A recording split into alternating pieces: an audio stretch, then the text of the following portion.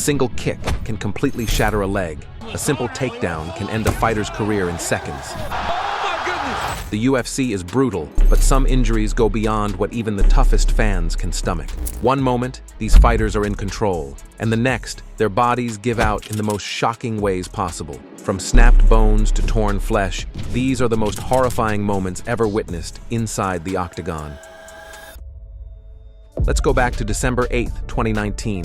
Alistair Overeem, a veteran elite kickboxing skills, was hoping UFC title. His opponent, Jairzinho Rozenstruik, was an undefeated powerhouse known for knocking people out in an instant. It was supposed to be a classic matchup, experience versus raw power. But for nearly all 5 rounds, Overeem had everything under control. He managed the pace, clinched when needed, used wrestling, and completely neutralized Jairzinho's knockout power. The veteran was minutes away from a comfortable victory. All he had to do was stay upright until the final horn. But with only seconds remaining, everything fell apart. Jairzinho launched a right hand that didn't just connect, it exploded. The punch sent Overeem crashing backward into the cage, and before his body even hit the mat, his lip had split wide open. Alistair won the first 3 rounds of the fight. This wasn't a small cut or a simple gash. It was a deep tear that ripped through his upper lip like it had been sliced by a blade. Overeem tried to rise, but his body wouldn't respond. Jairzinho, confident in what he'd done, turned away with his hand raised before the referee even stepped in. The official waved off the fight, and just like that, a nearly certain win had turned into a devastating loss with only 4 seconds left on the clock. The crowd's reaction said it all. Commentator Paul Felder could only let out a shocked gasp as the camera zoomed in on the damage. In slow motion, you could actually see the skin splitting apart before Overeem hit the canvas. Doctors rushed into the cage as Overeem sat dazed, his upper lip hanging in 2 torn pieces. It was the kind of injury that instantly became unforgettable, like Anderson Silva's broken leg or BJ Penn's bloodied face. For fans, it became one of those nightmare visuals that never leave your mind. For Jairzinho, that night marked the moment his reputation as a true knockout threat was sealed. For Overeem, it was a painful reminder of just how unpredictable mixed martial arts can be. You can control nearly an entire fight, 24 minutes and 56 seconds, but one punch can erase everything.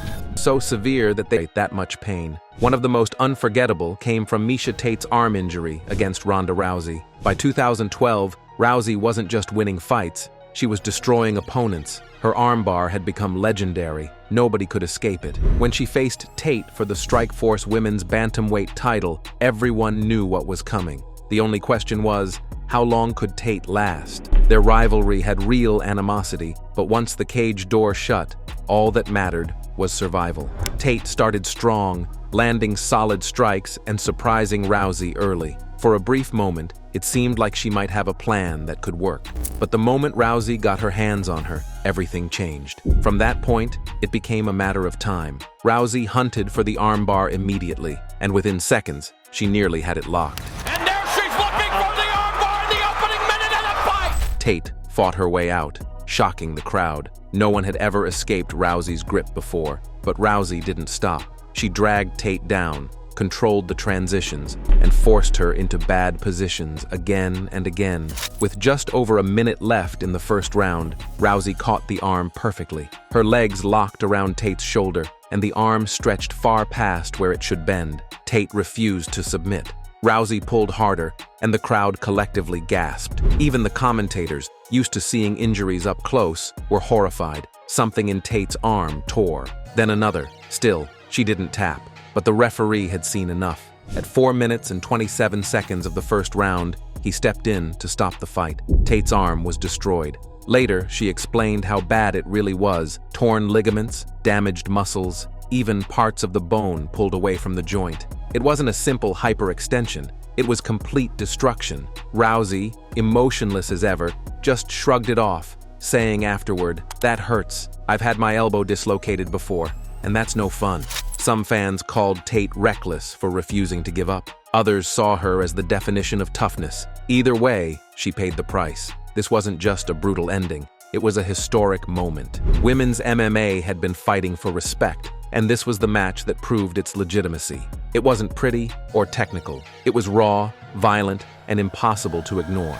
Now let's talk about something that fans couldn't stop talking about for weeks. A cut so shocking that many thought they were seeing bone. That moment came at UFC 306 when Irene Aldana suffered one of the most horrifying facial injuries in UFC history. Blood poured, both women trading heavy shots. Then, late in round 2, disaster struck. As they stepped forward to exchange punches, their heads collided hard. Aldana immediately backed away, touching her forehead, only to feel a warm rush of blood. When she pulled her hand back, it was covered in red. The camera zoomed in, revealing a deep, jagged gash running from her hairline down to her eyebrow. It was wide, open, and terrifying. Despite how severe it looked, no doctor was called to inspect it between rounds. The cutman rushed to stop the bleeding, pressing a towel against the wound and packing it with Vaseline, but the damage was too deep.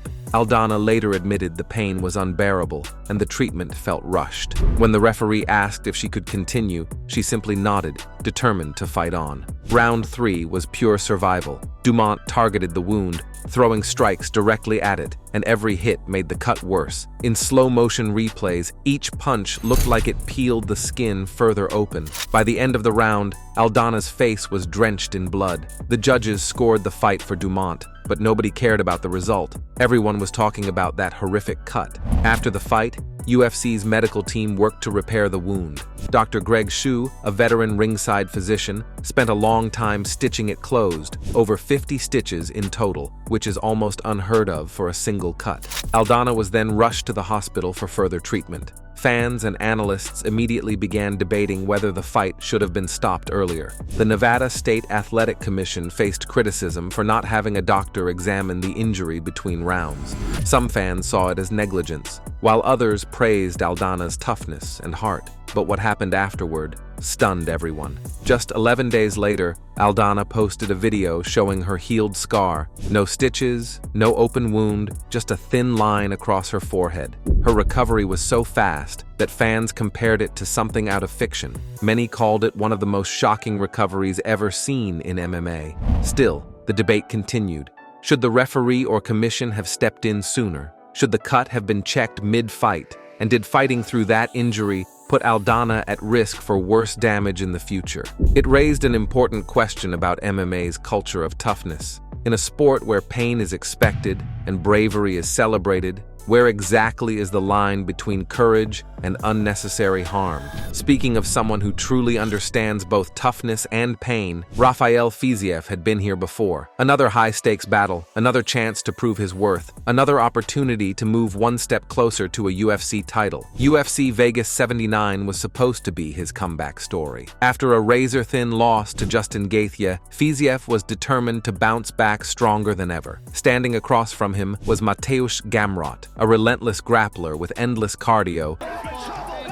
It was a perfect striker versus wrestler matchup, and for a round and a half, it lived up to the hype. Fiziev looked sharp early, throwing his trademark lightning-fast kicks, while Gamrot pressed forward, looking for takedowns. The Polish fighter kept trying to drag the fight into his territory, but Fiziev's takedown defense was solid. He stayed on his feet, forced scrambles, and made Gamrot work for every inch. Then, early in the second round, Fiziev saw an opening. He unleashed one of his signature weapons, a fast and powerful right roundhouse kick to the body. Gamrot reacted quickly, bringing his arm up to block. Fiziev's shin slammed against Gamrot's elbow, but his foot hadn't fully rotated on his planted leg, and in that instant, everything went wrong. His left knee twisted unnaturally under the pressure, and Fiziev collapsed to the mat, grabbing his leg in agony. At first, Gamrot didn't step in. The fight was stopped. Confusion filled the arena. Had Gamrot landed something clean? Did Fiziev slip? Then the replay told the story. The kick itself hadn't failed. It was the block. Gamrot's elbow had stopped Fiziev's momentum too suddenly, and with his foot stuck on the canvas, all the power transferred directly into his knee. The slow-motion footage made it clear. His knee buckled inward. The tibia shifted unnaturally forward, a textbook sign of a torn ACL. Commentator Michael Bisping's voice echoed through the broadcast. "Oh no. Oh, that's terrible." His knee just buckled. You hate to see a fight end like that. UFC medics rushed into the cage. Fiziev sat on his stool, grimacing in pain, as doctors examined the injury. He couldn't stand on his leg and had to be helped out of the octagon. Hours later, the diagnosis was confirmed: a complete ACL tear, possibly more damage. For Fiziev, this wasn't new territory. In 2019, he had torn both his ACL and MCL in the same knee. He knew exactly what lay ahead: surgery, rehabilitation, and a long road back. This was supposed to be his second chance at a run toward the top, but instead, he was back at square one. An ACL injury is one of the most devastating setbacks in mixed martial arts. The operation is just the beginning. The real challenge is rebuilding strength, stability, and most of all, confidence. Many fighters never regain their explosiveness. Some never fully trust their leg again. Fiziev understood that better than anyone. Lying in a hospital bed, his leg secured in a brace, Fiziev tried to stay positive. In a video message to his fans, he joked, "My ACL said salam alaikum," and ran off. His humor stayed intact, but the disappointment was clear. "I had such a great camp," he said later. "I was ready to show my best skills. If I lost in a war, I'd be okay with that. But to lose like this, that's the hardest part." Gamrot, despite earning the win, didn't celebrate. "I don't want to win like this," he said afterward. "I hope Fiziev recovers soon. He's a warrior." Across social media, fighters like Justin Gaethje, Dustin Poirier, and Islam Makhachev shared messages of support. Everyone in the MMA community knew what Fiziev was facing: the painful recovery, the mental strain, the question of whether he'd ever return the same. But Fiziev didn't let it crush him. His recovery began slowly: gentle stretches, basic mobility work, and small exercises to rebuild stability. Gradually, he moved to balance drills, resistance training, and finally, striking practice. It wasn't just physical rehabilitation. It was about retraining his mind to trust his body again. By mid-2024, his coaches were encouraged. He was moving better, stronger, faster. By September, he was cleared for full training with no restrictions. Then came an opening. Dan Hooker was forced out of a fight, leaving Justin Gaethje without an opponent. He remained one of the most dangerous fighters in the lightweight division. His injury at UFC Vegas 79 was a cruel reminder of how brutal MMA can be. One second, he was winning. The next, he was lying in a hospital bed, watching his dreams slip away. But real fighters don't quit. They rebuild. And Fiziev isn't coming back just to participate. He's coming back to reclaim what was taken from him. That night at the Apex robbed him of his moment. Now he's returning to take it back. When Rafael Fiziev steps into the octagon again, one thing is certain: he's got unfinished business. And then there's Anderson Silva, a man whose name is synonymous with greatness. For years, he did things inside the octagon that no one else could. His reflexes, timing, and precision made elite fighters look ordinary. He wasn't just a champion, he was an artist, but even the greatest are still human. On December 28, 2013, at UFC 168, Silva stepped into the cage seeking redemption. 6 months earlier, Chris Weidman had shocked the world by knocking him out to take his title. Many believed Silva's showboating had cost him that fight. This time, there would be no games, no taunting, just focus. From the start, Weidman made it clear that he wasn't intimidated. He took Silva down early and controlled the pace, but Silva stayed composed, waiting for his moment. In the second round, he began to move forward, picking his shots carefully, looking to wear Weidman down. Then came the strike that changed everything. Silva threw a powerful left leg kick aimed at Weidman's thigh, a move he had landed countless times before, but Weidman checked it perfectly, lifting his leg and turning his knee outward. The impact that followed was horrifying. The sound echoed through the arena, a loud crack.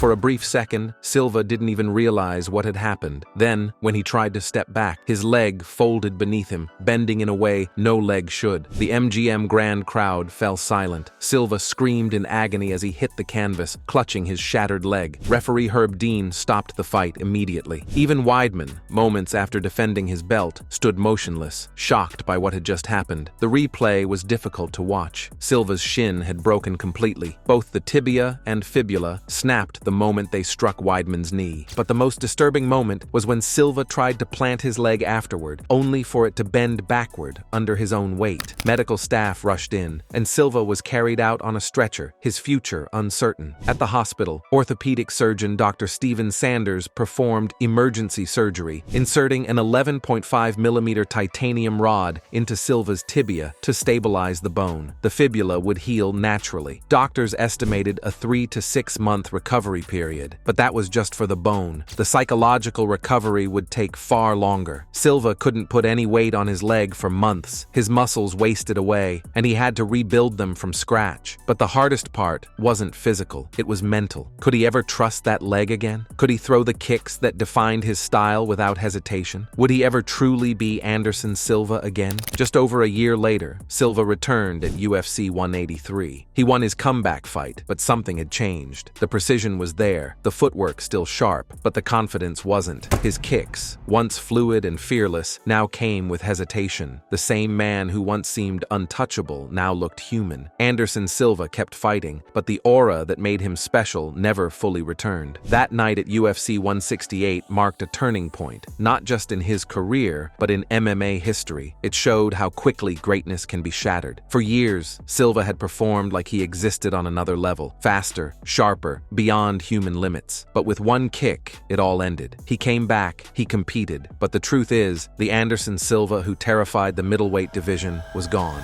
And just when it seemed like the worst moments were finally behind us, fate proved otherwise in the most shocking way possible. At UFC 261, Chris Weidman, the same fighter who had once checked Anderson Silva's leg kick nearly 8 years earlier, was about to experience the same nightmare. Only this time, it was his own leg that would break. Weidman entered the Octagon that night, determined to remind everyone he still belonged among the best. After several disappointing fights, this match against Uriah Hall was meant to be his comeback. But just 17 seconds into the first round, what began as a simple leg kick turned into one of the most disturbing injuries ever seen in UFC history. Weidman threw a powerful kick aimed at Hall's lead leg, trying to take control of the fight early. Hall reacted instantly, raising his shin to block the kick. In that single moment, disaster struck. Weidman's shin smashed directly into Hall's knee with incredible force. For a brief second, everything seemed normal, until Weidman tried to step back. Then, horror unfolded. His lower leg bent and snapped completely, the bones breaking clean through. He fell to the mat, his leg twisted unnaturally beneath him. The entire arena froze. Commentators stopped mid-sentence. The crowd went silent, and even Uriah Hall stepped back in disbelief. Realizing what had happened, Hall's expression turned to shock. He refused to celebrate, and instead stood still, clearly disturbed. Weidman lay on the floor in agony, holding his shattered leg as medical staff rushed to help. This wasn't just a freak accident. It felt like history repeating itself in the cruelest way imaginable. Years earlier, at UFC 168, Weidman had checked one of Silva's leg kicks, leading to the exact same type of break. Now, the roles were reversed. The man who once stood over Silva as his leg broke was now experiencing the same injury himself. It was a chilling mirror image, the same move, the same sound, and the same devastating result. Doctors quickly transported Weidman to the hospital for emergency surgery. A titanium rod was inserted through his tibia to stabilize the bone, while his fibula was left to heal naturally. But his recovery would not be quick or simple. What followed was a long and painful journey that tested his endurance and mental strength more than any fight ever could. At first, Weidman believed he could walk again within 2 months and return to the Octagon in about a year. But the reality was far more difficult. It would take over 26 months, more than 2 years, before he could even compete again. The physical pain was brutal, but the mental struggle was worse. In interviews, Weidman spoke about his frustration, saying, "There's light at the end of the tunnel, then it just disappears, and there's no light at all." For someone who had built his career on strength and control, suddenly being unable to walk or train was devastating. Still, Weidman refused to give up. He faced endless rounds of therapy, surgeries, and setbacks, but he kept pushing forward. Through all the pain and frustration, he held on to one goal: to return to the cage. His determination didn't go unnoticed. Fighters and fans from all over the world supported him, calling his perseverance an inspiration. The injury itself became one of the most unforgettable moments in UFC history, not just because of how shocking it was, but because of how eerily it mirrored Silva's accident years before. Two men, linked forever by the same move, both suffering performing nearly identical breaks. But what stood out most wasn't just the horror of the injury, it was the strength Weidman showed afterward. His story became more than just about pain or recovery. It became a symbol of what it means to be a fighter, both inside and outside the octagon. In the brutal sport of MMA, every second counts. Glory and disaster can trade places in an instant. For Chris Weidman, that line was literally broken beneath him. But through all the hardship, doubt, and slow recovery, he never stopped fighting. When he finally returned after more than 2 years, one thing was certain. He wasn't stepping back into the cage just to compete. He was there to prove that even after one of the worst injuries in UFC history, his spirit remained unbroken.